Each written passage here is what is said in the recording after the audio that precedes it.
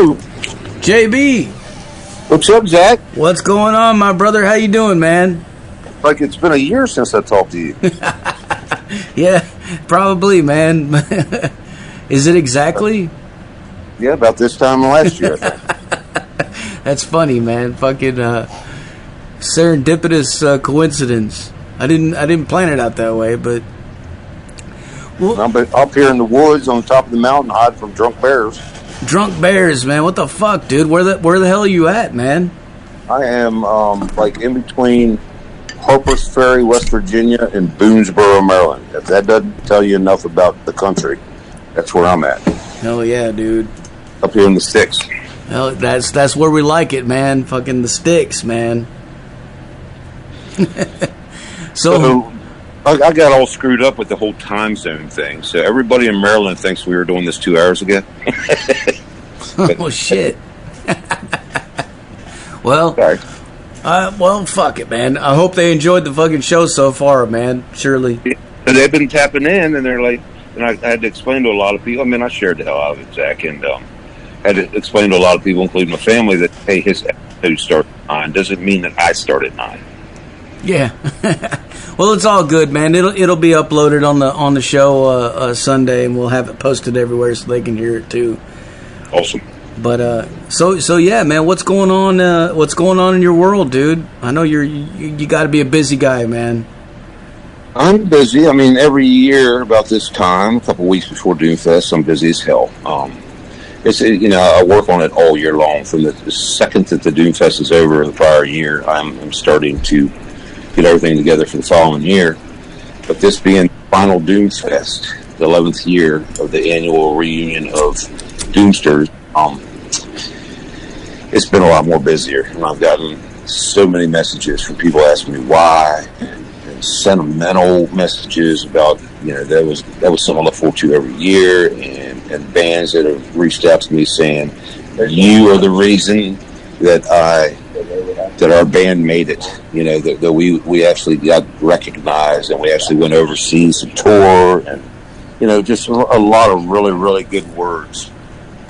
Yeah. Well, I mean, Maryland Doomfest has been a staple for a long fucking time, dude. Like, I was very shocked and surprised when I saw the post about it being the final year, man. What's going on? What was? Tell us why. Zach, it was. I'll be point blank with you. The reason I started my first one in 2015, and it was because I saw the Maryland Doom scene starting to diminish, and bands that I loved and adored, and they actually changed my life, were going away, and then people weren't paying attention to it anymore. And I was like, there's not enough people in the world that know about Maryland Doom. They don't understand what they've missed. So I went ahead and did the first Doomfest, and it was supposed to be just a one-time thing. And I reunited bands. I got Spirit Caravan back together with Ed Gooley from the Purple album, The Obsessed, and I got Eternal Void, and I got my first band, Outside Truth, 20 years later, reunited, and the show out was incredible. I couldn't believe how many people were there, and it was a great time, and it felt like I was reviving a scene that to be honest with you, it changed my life, man. That scene made me buy an instrument. I had to be a part of it. I had to be in bands. I've been in 6 bands now. And it worked, but my goal was, everybody said, you got to keep doing this. You got to keep doing this. So I did. And the goal was to get a couple top-notch bands that are well-known to headline, and then throw underneath of them all this talent that's unrecognized, right? Mm-hmm. Fucking bands that are so good and nobody's paying attention to them. They're having trouble getting record labels, blah, blah, blah. And then they play with the big boys. People come, they check them out, and it made a difference. It made it so that they were recognized. I hosted over 500 bands. And I watched them go over to Roadburn Festival, and I watched them go to the Hammer of Doom Festival. I mean, everybody's going overseas, and it made a difference. And at this point, I feel like it's mission accomplished, Mission accomplished. We did it. There's a lot of camaraderie. I never intended to have profit from this, ever. And if I made any profit, it would have gone right back into it to make it better. But I lost a lot, I lost a lot. And COVID killed everything, killed the whole world. So, it's just it's time to end it. It was a great thing. We had our 10-year anniversary last year. It was very special. I think that this final episode of the Maryland Doom Fest is going to be off the hook. It's going to be a banger, man. It really is. Every band's going to bring something special to this. You know, I got 50. It's the first time I ever had 55 bands. I just turned 55. Got 55 bands, and the most I've ever had is 53. So I'm excited, man. It's going to be really cool. It's going to be the best blowout. Hell yeah, about fucking 55, man. Well, fuck. So I mean, so this isn't like it's not like a farewell fucking thing, and then you know, like some of the some of these bands will do, you know, and then like a year later or something, it comes back. And I mean, what's your take on that? Like, what would it? I mean, are you 100% sure? Like this is it? This is it. Yeah, I'm not going to be the guy that says this is final, and then everybody talks me into doing it again. And I'm like, oh, never mind, I'm still doing it. I am working on other things. I'll be dead honest with you, and I'm going to leave it at that. I'm working with a couple partners. So I'll just go ahead and put it out there.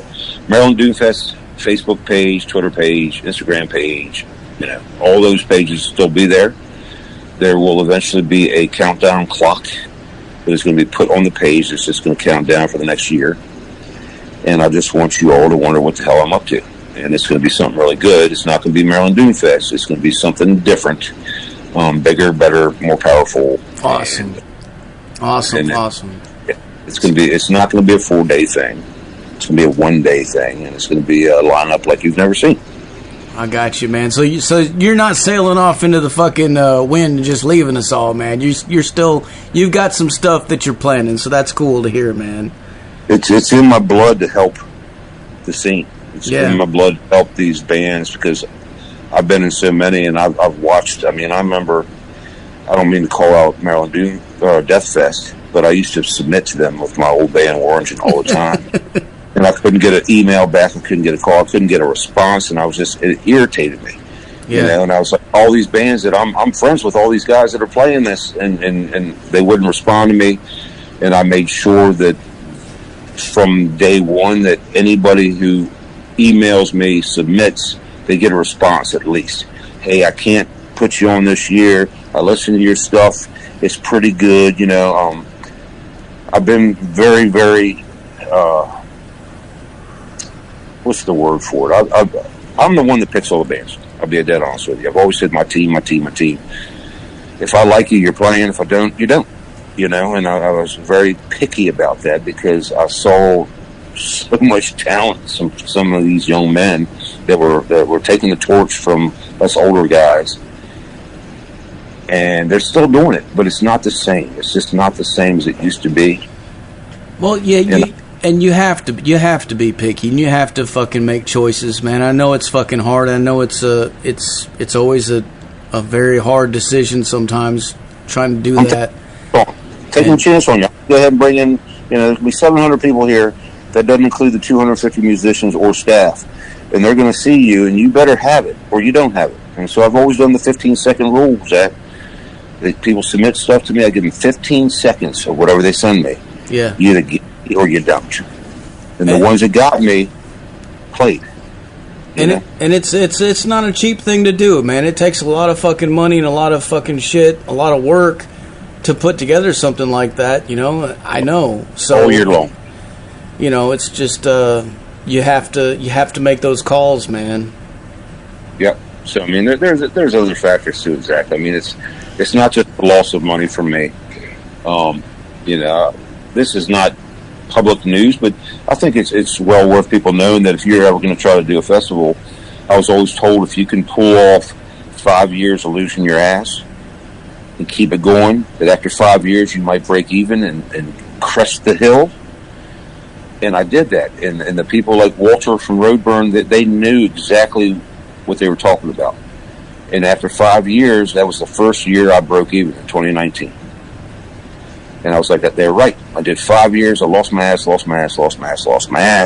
I broke even this year. Now maybe I can make some profit to put back into the fest. And then COVID hit. And that's right back to the bottom. I had to start 5 years all over again. And then my 10-year anniversary, I almost broke even. But this is going to be the 11th year, and I'm hoping that it can at least get me out of debt, to have me pay off everybody, all my merch guys, and all the vendors, and all, just everybody that I still owe money to. Yeah. And I want to go out with a bang, and I do want to say that the mission I was on, I accomplished, man. I mean, that was all I wanted to do. There's so many bands that are so talented that nobody knew who the fuck they were, man. And now they do, and it's important to me, man. It's very important that these bands get recognized. Dude. Yeah. To your point, I'm not done. I'm not doing Doomfest anymore. I'm not going to be able to do any more 4-day fest with 55 bands.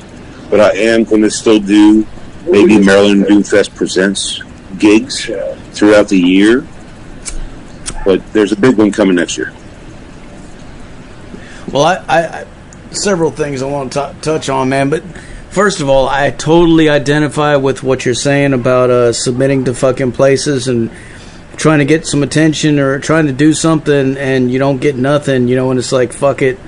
Eventually you say, fuck it, I'll just do it myself, man. That's been my whole fucking thing, like this whole goddamn fucking thing, like the radio show, the radio station, now the festival, all of it, man. It's always been that way for me as well, man. I totally understand that, and also, like you say, man, fucking, just trying to break even, man. When you're not like when you don't have big giant corporate fucking shit coming in to fucking save the day and do everything.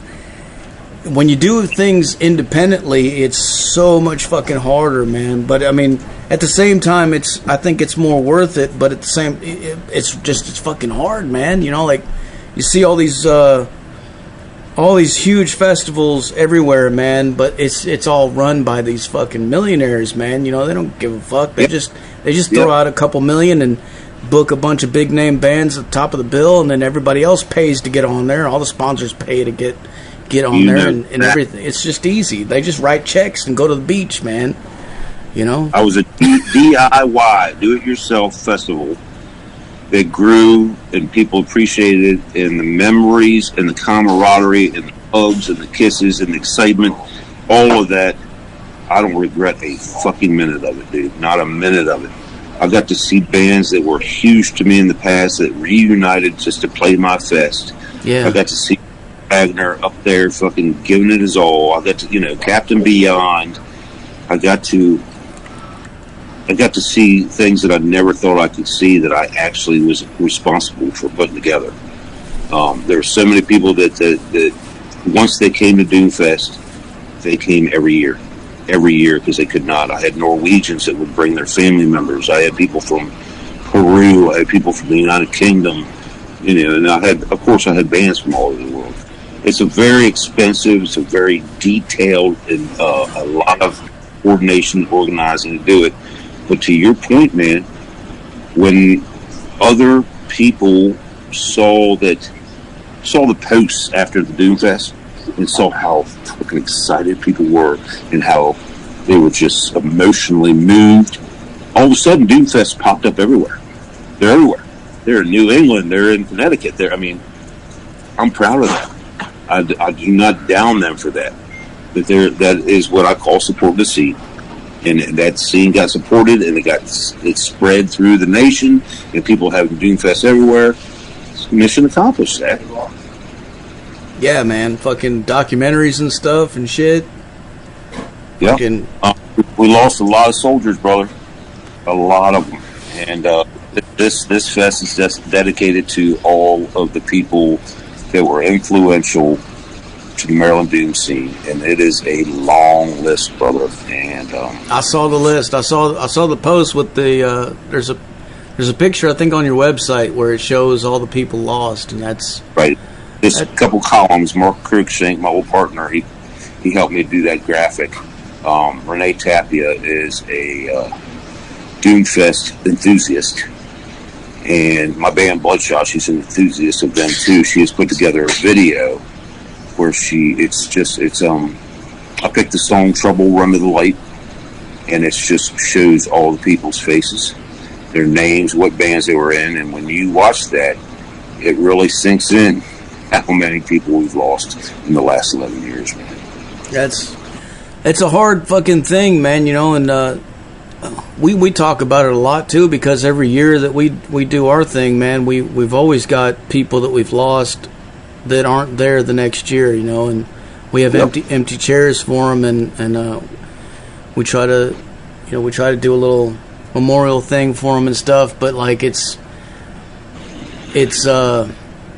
I don't know, man. I guess like the bigger your circle gets when you get into these kind of things and you start having all these people involved in what you're doing, it's only a matter of time, like it just happens, but it sucks, man, because one of the things that I've recognized is that showing those faces, I've had people say, "Oh my God, I forgot about him." Mm-hmm.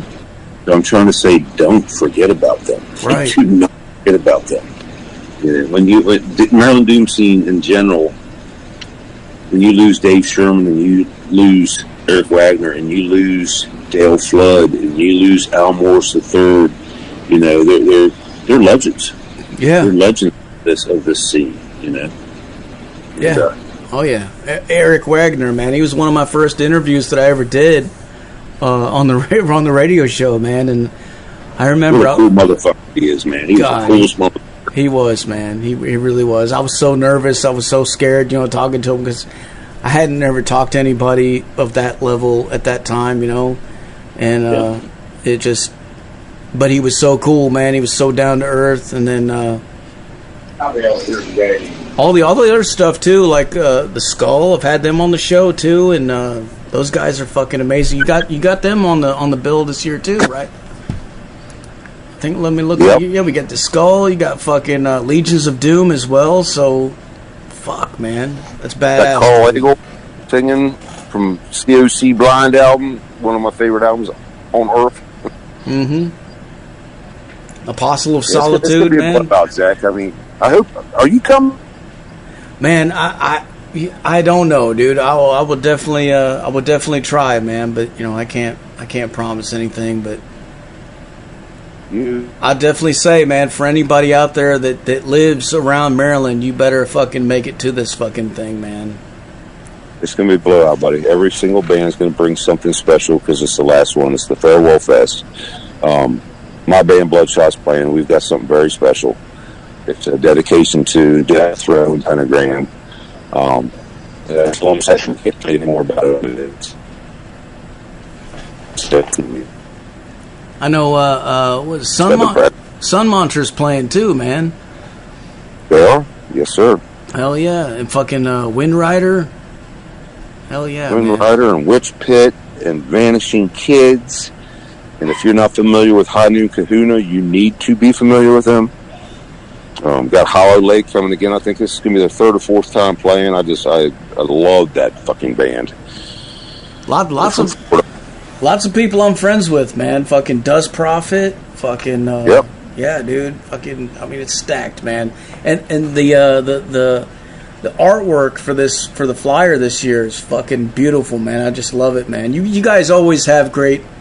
I've always thought you guys had some of the coolest fucking artwork for all the festivals out there, man. Let me explain that to you. So the first year when Mark Cruikshank became my partner, he did the very first artwork, and it was something that he did that looked like a skull on a piece of drywall with some spray paint. And he did a little bit of AI to it, and that was our first festival poster. The next year we went bigger and better and found an artist in Indonesia that did the purple 2016 one with it's immaculate. Man, every single year I've had a different artist. Every single year it's been either a canvas artist or a tattoo artist, and I promote them for doing the art for us. And so I've had this was Ben Proudman, drummer for Thonian Horde, who's also a fantastic tattoo artist, and he did this year's. But every year I've had 11 artists for 11 years. We're always laughing about the fact that Indonesia, man, because we've gotten a lot of art done from guys over there as well, man. It's funny to me. Like, I always imagine what is it over there? You know, like I've never been there, but I've always imagining like it's just nothing but fucking dudes sitting on the beach just doing artwork, man. Like everywhere. It's like I've never been there either, but I thought it's amazing. They have nothing else to do, so they create art. Yeah, and they're super affordable and they're fast, man. Like I've never had a problem at all getting somebody to do artwork over there in Indonesia, man. And I always tell bands, people that are asking about album artwork or anything like that, I'm like, dude, just fucking hit up one of those guys down there, man. They'll hook you up. Yeah, so the woman that did mine in 2016, my second year, she gave the artwork. So I own it now, and it is, to me, it's the most beautiful piece that I've ever seen. So if you ever want to go to the Maryland Doomfest website, check out.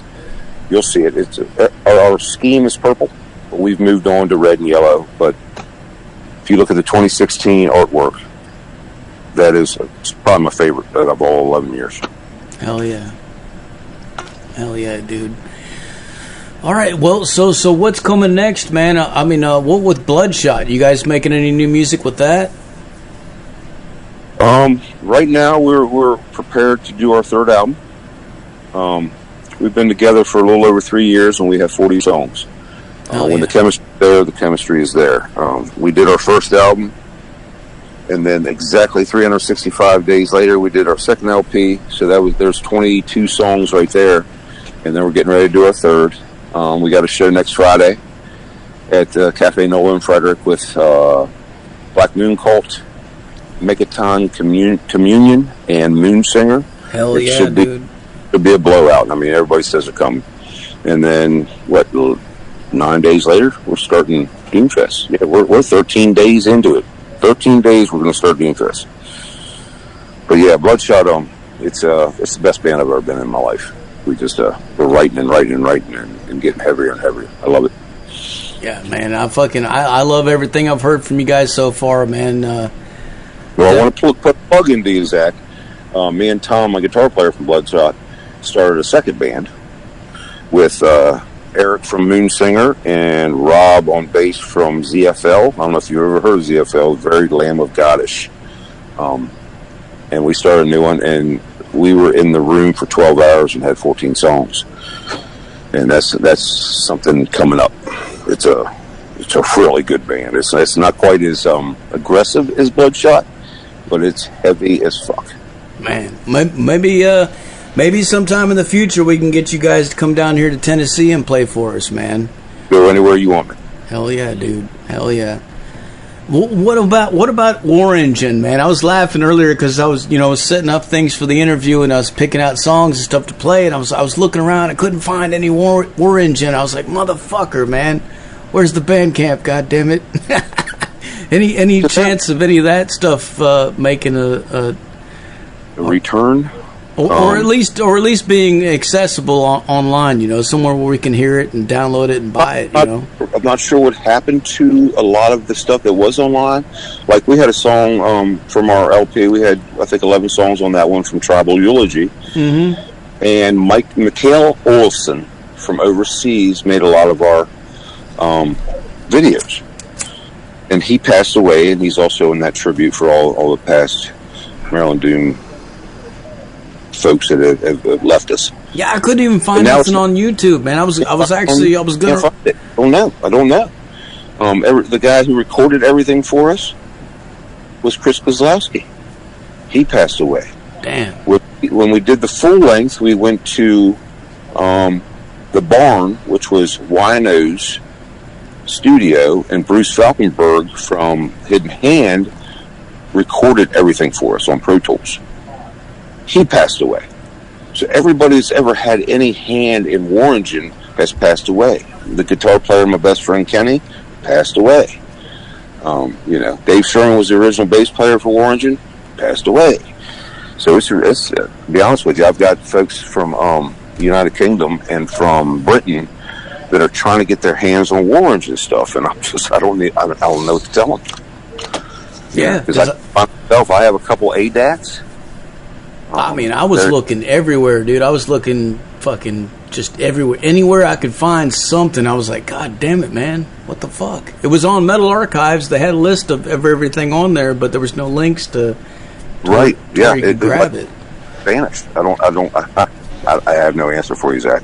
Because I'd love to share Loaded and Damned with people, and I can't find it. I mean, I have the CD. I mean, if you go get the CD, you can hear it. I'm sure there's a couple out there floating around. There was Blood and Iron Records out of Portugal, which is ironic because the same guy that ran Blood and Iron was also in the band Dawn Rider. We did a split with them. Hell yeah, Dawn Rider. Now, Bloodshot got together, and we are now on the record label of Nervous Breakdown Records, which is the new name for Blood and Iron Records.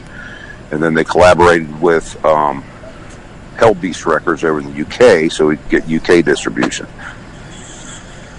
Well, yeah. Maybe this interview will get out there and somebody will hear it, that has something, and they can fucking help us out, man, because that would be That'd be cool.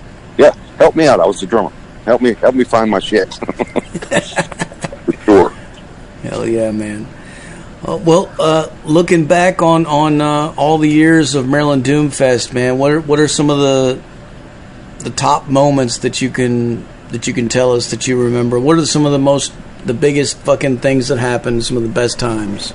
It's not a real long list, but it is a list. I think my favorite ever was Captain Beyond getting back together. That was a magical night, and everybody that was in the audience were all kind of stargazing. Captain Beyond was fantastic. Conan blew my fucking head off. Weed Eater was their typical Weed Eater, and they killed us. The original Asylum, before they were unorthodox, Earl came from California, and they all got together and had the original lineup, and it was, Jesus, that was one of the best fucking sets I've ever seen in my life. Spirit Caravan reuniting with Ed Gooley from the Purple album of The Obsessed with Sherman.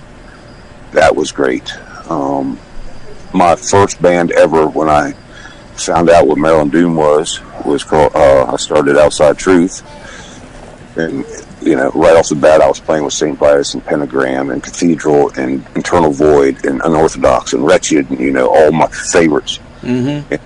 We ended up breaking up in the early 90s, and then for the first Doomfest, we were reunited 20 years later and killed it.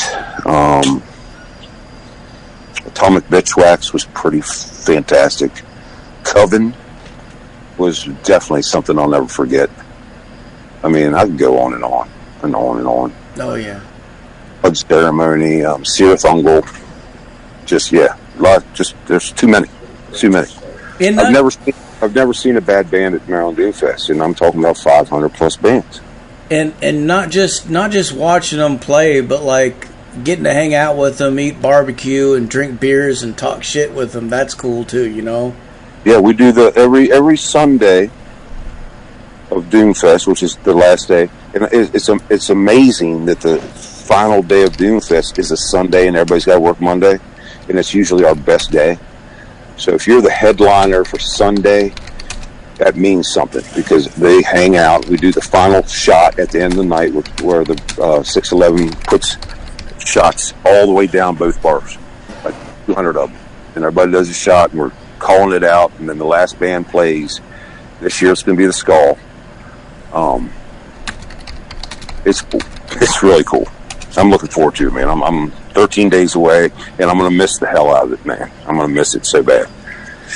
And so will everybody else. I put up a thank you list of the staff I've had, and I think it was like 29 people that all kind of volunteered to be a part of this, and stuck with me for all 11 years. It's good times, man. It's a lot of memories. It's tough. It's tough to end it. Man, you mentioned Pentagram, and it's so fucking, it's hilarious, dude, how the whole fucking meme thing went crazy with Bobby, man. And now, is it about fucking time? They've been a band for 40 years. Every single person I knew that ever heard Pentagram loved Pentagram. Oh yeah. Why they're not famous and rich and famous 30 years ago, I have no idea. It's crazy. It's absolutely crazy. Yeah, when when I listen back and hear how old some of that stuff is, I'm like, what the fuck? Why was this not huge? You know, that's why Bloodshot is doing a tribute to them. I actually talked to Victor Griffin yesterday, and yeah, I mean, to me, he's a celebrity. He is the U.S. Tony Iommi. And yeah, so it takes a crazy meme to finally get people to go, oh man, check this band out. It's disappointing, you know? Yeah. I've been trying to get Bobby back on the show because I've had him on here before. I've been trying to get him back on to do another interview, and he's so fucking booked. It's crazy. Like the waiting list is fucking forever. I'm like, holy shit, man, that's 30 that has to surround him to go into the venue now. That's crazy because of a meme. But at the same time, I'm happy for them. You know, I mean, they deserve it. You know, like they've definitely put in the work for many years. But like, so many good fucking songs, man. Man, so many, dude, so many, and good songs, man. Like really catchy fucking songs that could have been on the radio. Like there's so many that especially some of that older stuff, man, before they got like heavy, like when they were All Your Sins. Yeah, like even before that, like the early stuff, man, it had like a Rolling Stones vibe to it, and it was different. Like, they were groovy. I love that shit, man. I love that shit. That's it blows my mind, dude. I've wondered too many times why it is so damn difficult to make it in the music industry, and then all of a sudden you do a goofy face on a meme and boom, there you are. Yeah, you know, you can't blame everything on drugs. Drugs is what's held them back. No, Motley Crue was on drugs. You know, everybody was on drugs. All rock stars were on drugs. And I remember when my friend Pellet did that fucking documentary about him too, and we thought that was gonna, like, when I saw that, I was like, oh shit, you know, they're gonna be fucking all over the place, man. And it was a little bit, you know, but like not to the extent that it is now. Like it took a meme to fucking blow them over the top, man. But I guess that's just the way that the world is nowadays, you know. Well, the Obsessed were killing it now too. Yeah, back. Yeah. I went and partied with him 3 weeks ago, and had a great time. What was that like, man? Actually, it was kind of special for me because I got to go ahead and sit behind the drum set, and I played Protect and Serve with him. Fuck yeah! Party up in deep woods of Pennsylvania, and we hung out all day, all night, actually into the morning hours. And yeah, I mean, JB finally got to play with Wino. You know, we played a song, and it was cool. You know, it was great. Wino's fucking awesome too, man. Yeah, I met him like fucking 40 years ago, and I love the dude. I mean, he's real.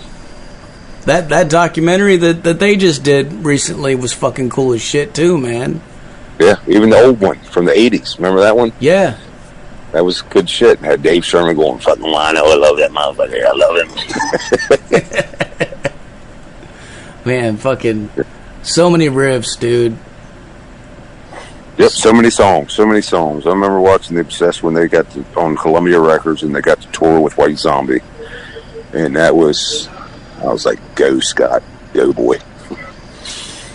Hell yeah, man. All right.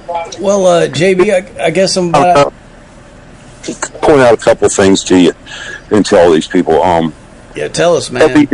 Every year, Super 8 of Frederick, Maryland offers a 15% discount to all of our attendees. If you mention Maryland Doomfest, you get a 15% discount. All the bands that I host and provide lodging, they stay at the Super 8. So for that 4-day weekend, it is nothing but a hotel packed with Doom heads. There's parties in there after every night, trust me. And they've nicknamed it the Soup of Doom, the Super 8 of Doom. And we provide travel back and forth from the venue to the hotel and vice versa in the evening. So you can always catch a shuttle. Nobody's drinking and driving at Doomfest. We'll pick you up at the hotel. We'll bring you to the venue. When it's over, we'll take you back to your hotel. That's awesome, dude. And have a lot of vendors this year with a lot of different stuff. Some really cool stuff. I mean, like gothic candles and all kinds of, just really cool stuff. Magical stuff, I call it. We have food trucks outside, smash burgers. We've got ice cream trucks because it's going to be hot. Last year was brutally hot. This year it looks like we're going to be pretty good shape. We're going to be like mid-80s. The venue, which is Cafe 611, we've always shared another venue over the years until last year. We had Guido's, we had Old Mother Brewery, and now it's all 611. And we finally figured it out after 10 years that you have 2 stages, and as soon as one band's done, the other one starts. It's not stop music. There's no dead space. Got a full kitchen in 611. Got smoking out back. And it is going to be kick-ass, Jack. I just know it. This is probably going to be the year that everybody will remember for sure. Because a lot of people had it on their bucket list, and now they're being forced to come. I bet the smell is just nothing but barbecue and fucking weed, man. Pretty much. Yeah. Hell yeah. Hell yeah, dude. And amps. And Lots amps. of amps. Amps fucking tubes fucking burning, man. Right, buddy. Fuck yeah, dude. Hell yeah, man. Well, speaking of tubes and amps, dude, what kind of for the gearheads out there, myself included, man, what kind of shit are you guys using in your studio, man? I remember you showed a picture. You had like an insane amount of amps, dude. Like fucking, it looked like Guitar Center or something. Like, what the fuck, man? Like, that was Atomic Music in Beltsville, Maryland. The manager is Mark, and he is also in the band called Unity Reggae. And I actually had them play Doomfest, and what a hit that was. You know, we go everywhere from speed metal, death metal, to doom, to reggae. And that reggae band came in there, and they kicked our ass. It was so fucking cool.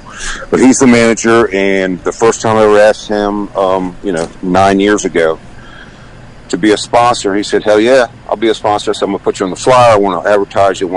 I got 250 musicians that are coming to Maryland. And I'll send them your way if they need strings, picks, guitars, heads, whatever. And he provides our backline as a sponsor for both stages. As a sponsor. And we have on stage, both of them, Ampeg, Marshall, Ludwig, and Pearl, and the best of the best. So all the musicians just bring their axe, their sticks, and their heads.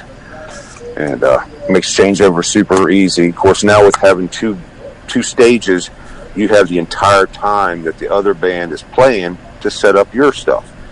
Took so much stress out of it. Took my whole stage manager and all his crew we're all relaxed now. There's not run around and put your shit up, you know. But yeah, Atomic Music, Beltsville, Maryland, they have been a great sponsor, a huge support for the Maryland Doomfest.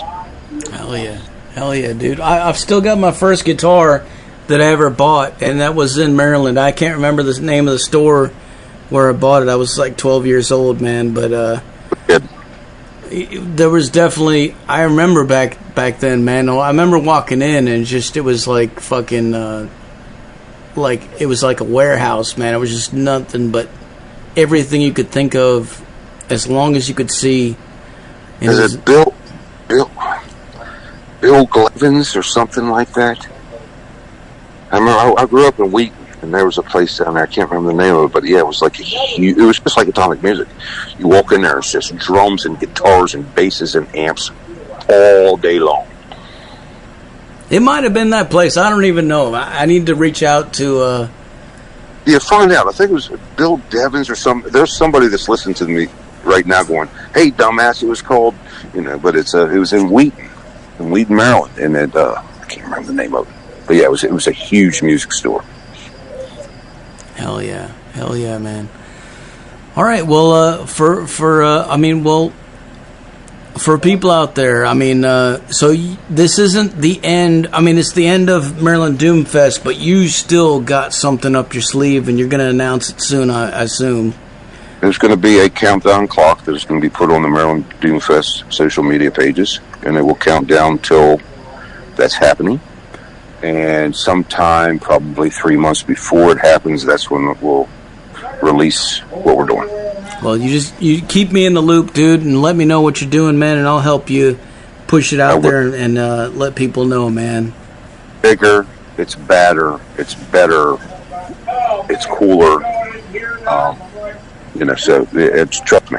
I can't do 4 days with 55 bands anymore, but I can do 1 day with some of the stacked ass lineup you've ever seen. Fuck yeah, hell yeah, dude. All right, well, I'm about out of questions for you. Is there anything else you want to let the people know, man? No, Zach, I just want everybody to come. I want the people that, man, one of these days I'm going to Maryland Doom Fest. Well, quit fucking waiting. Come on. Hell yeah. Come on. I'll give you 55 bands. Over 4 days, it's nonstop. I'm going to give you a ride to the hotel. I'm going to give you a ride back. I'm going to give you a discount to the hotel. I'm going to give you some of the best eats, the best drinks, the best family of people that I've ever been in the same room with. And you'll never regret it. You'll never regret coming to Doom Fest. There's not one person that's ever came that didn't just keep coming back. Man. So, as a farewell, I would like us to go out with a blast. Hey, you can't beat that shit, man. Getting a ride to and from, too, man. Like, that means you can literally fucking drink all you fucking want, smoke all you want, get crazy, and just ride. Just ride. Yeah, so it's going to be great. I mean, there's no doubt in my mind. I'm excited about Bloodshot set. I'm excited about every band. I kind of arranged this so that it was a little bit more of some of the local talent that need to be more highlighted. Hanu Kahuna, God, those guys kick my ass. They're my boys. They're my boys from around here, and they've been part of this whole mix and bowl of music in Maryland, and they got something going on right there. So, there's not out of 55 bands, Zach, there's not a bad band. Promise. And shout out to my brother Tommy, fucking from Direwolf and Black Doomba Records, man. I know he's going to be out there. He's sponsoring too, and he's going to be set up with a booth too. The great support. I purposely book his bands, and I can tell you that I've booked bands that he's picked up. He saw him at Doom Fest, and he says, "You got to be on Black Doomba." So Black Noon called shit like that. It's a give and take sponsorship, and they have a blast, and I enjoy having them there. They send up a vetting table, and we try to promote Black Doomba Records big time because they are internally, personally low key. Yeah, that makes they're not the big time. Tommy and Laura are good people, man. Definitely. Yep. Tommy and Laura are great. I can't wait to see them. Hell yeah. All right. Well, before I let you go, man, you want to make us another station tag? I want to take hashtag 4 Days of Doom, hashtag One Last Time, and this year, the only merch that I will have will be past merch to get rid of all the extra merch I have except for the t-shirts that I'm having made for the One Last Time Fest. So hook up all your merch. Come get your merch, because after 13 days from now, if you want something from Maryland Doom Fest, you're going to have to buy it online. Fuck yeah, man. Hell yeah. Well, JB, thank you so much for taking the time to talk to us, man. I really appreciate it, dude. And what I'm going to do now is I'm going to blast some more Bloodshot for these motherfuckers. Not blood snot. Bloodshot. Blood shit? Yeah. Right. The blood shit. Zach, once again, thank you, man. Thank you very much. Yeah, you're welcome, dude. Anytime, man. And I look forward to talking to you again very soon, man. I hope in 13 days. Hell yeah, dude. Hell yeah. All right, buddy. We'll talk to you later, man. All right, buddy. Bye. Cheers. There you have it, folks. JB Matson from the Maryland Doom Fest right there live on the Zach Moonshine Show with Metal Devastation motherfucking radio. Like you heard, man, go get your fucking tickets, dude. You can go get them online at the MarylandDoomFest.com and fucking get your ass out there, man, and have a good time, man. He's gonna fucking hook it up, dude. Here's some more Bloodshot for you motherfuckers. If you don't see U-Haul trucks everywhere tomorrow, what the fuck are you even doing here, man? Crank it the fuck up loud as a fuck.